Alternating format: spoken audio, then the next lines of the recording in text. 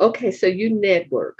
So how do you pull Mhm. that off for the introverts who really don't want to be around a group of people and certainly not around a group of strangers?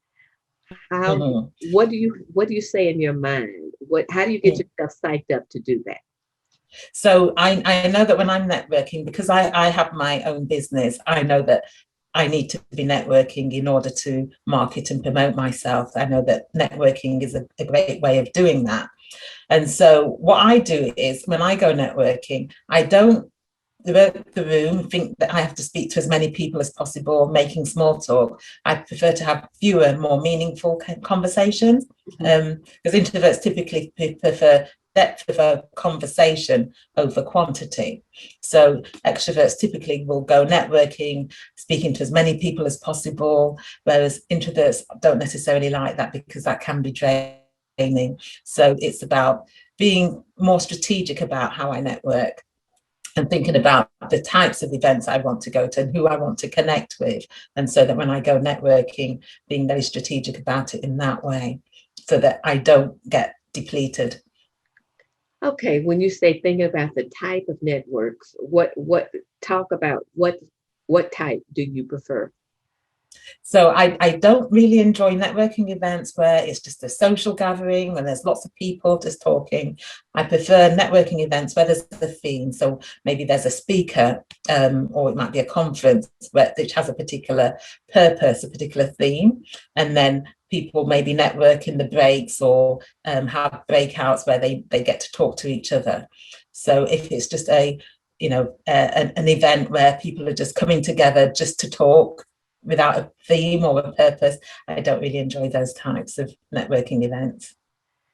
Ha. Okay, so here's what you remind me of. I know Mm. I have a number of people of color, black, I'm thinking a couple of Hispanics, who are invited to social events at their job. The boss invites everybody over, or Mm. the organization throws a party for employees and they have to drag themselves to show up.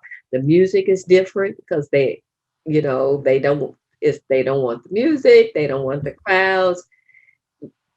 If they're gay, they don't want to bring their partner. So how do you advise people to handle that? I would say to people is to look at the perspective that they have about it, because if you're viewing it as, oh, it's going to be an event, there's going to be a lot of noise, a lot of people that you don't really want to engage with, then that's going to not make you want to really go there. I used to have a client who, she was a lawyer, and as part of her job she needed to network, and as part of her business development, and she likened it to going to a meat market where everybody is trying to just sell their wares, and she hated it.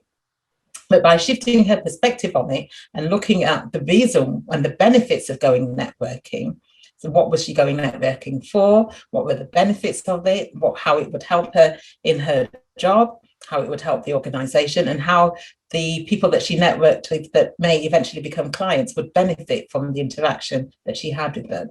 By changing her perspective on it, it changed how she felt about it.